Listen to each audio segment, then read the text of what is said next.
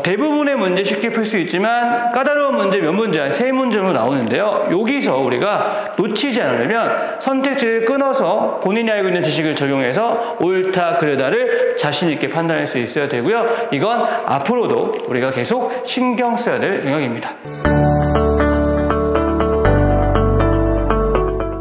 안녕하십니까? 저는 수자국어에서 중등부 담당하고 있는 주동민 부원장입니다. 이번 영상에서는요, 양진중학교 2학년 기말고사에 대해서 말씀드리도록 하겠습니다. 양진중학교 기말고사 어떻게 출제되었고, 이를 바탕으로 학생들은 또 어떻게 공부를 해 나가야 될지 분석해 드리도록 하겠습니다. 그럼 화면 같이 보시겠습니다.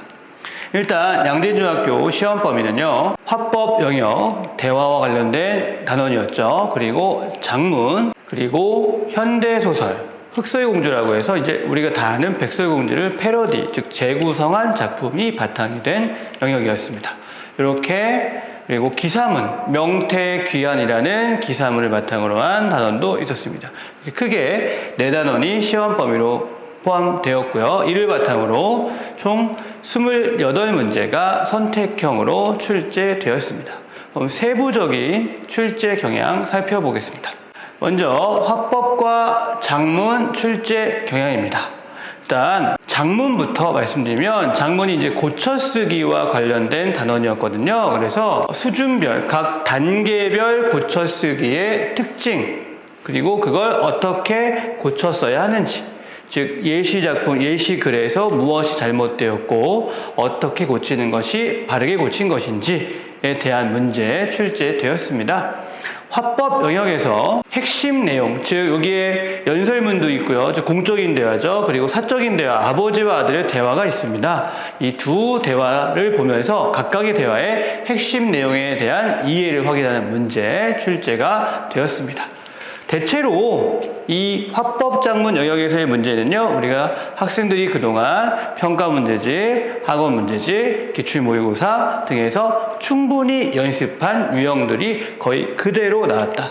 이게 중요해 라고 했던 것들이 그대로 나왔다. 이렇게 보시면 되겠습니다. 그래서 대부분의 학생들은 충분히 잘 풀 수 있었을 것 같고요. 다만 화법 관련해서 대화 태도에 관한 문제, 7번 문제, 그리고 그 화법의 아버지 아들 대화의 내용이 친구에 대한 얘기인데요. 그 좋은 친구란 무엇인가에 관련된 문제 8번 문제가 유형이 새롭진 않았으나 선택지 구성이 다소 복잡하거나 학생들이 좀 쉽게 판단하지 못하게 구성이 되어 있었습니다. 그래서 이 부분을 좀 잘 풀었느냐 아니면 놓쳤느냐, 이걸로 이제 학생들의 점수가 좀 나뉘었다, 이렇게 말씀드릴 수 있겠습니다. 그래서 보다 정확한 선택지 판단, 즉 쉽게 말해서 내가 아는 거야 라고 덤비지 마시고 침착하게, 어차피 중학교 시험에서 시간이 부족하거나 하진 않을 테니까요, 침착하게 선택지 꼼꼼하게 돌다리도 두드려 본다는 마음으로 판단하는 거 필요하고요. 좀 막혔다 했을 때 다시 한번 심호흡하면서 정확하게 끊어서 하나하나 정확성을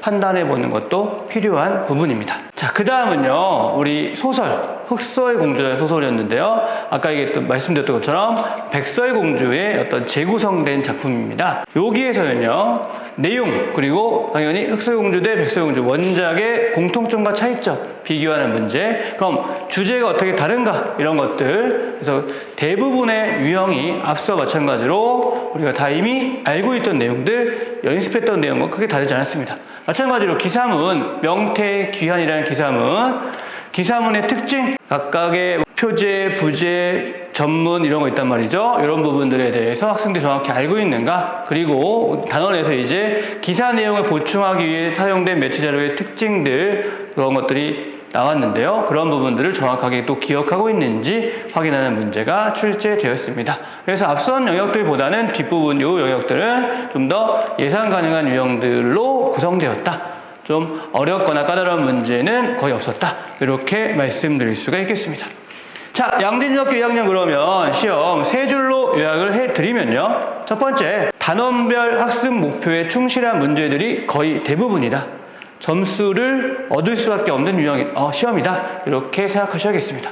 두 번째, 그래도 우리가 이 선택형 문제에서 정확한 판단을 하기 위해서는 겸손하게 필요한 개념들은 아주 확실하게 정리하고 시험을 볼 수 있어야겠다. 그리고 특히 문학에서 나오거나 비문학에 나오거나 필수 개념 지식들은 이 시험을 넘어서 앞으로의 국어 공부에도 도움이 되는 지식들이기 때문에 정확하게 정리하고 넘어가셔야겠습니다. 마지막으로 이를 바탕으로 외국 선택지 논리적 판단을 잘할 수 있어야겠다. 대부분의 문제 쉽게 풀 수 있지만 까다로운 문제 몇 문제, 한 3문제 정도 나오는데요. 여기서 우리가 놓치지 않으려면 선택지를 끊어서 본인이 알고 있는 지식을 적용해서 옳다, 그르다를 자신 있게 판단할 수 있어야 되고요. 이건 앞으로도 우리가 계속 신경 써야 될 영역입니다. 자, 마지막으로 다시 한번 말씀드리면 선택지 논리적 판단 잘 하려면 개념 지식이 확실하게 있어야 됩니다. 이게 판단의 근거가 되니까요. 기본적인 내용 확실하게 알고 시험 봐야 됩니다.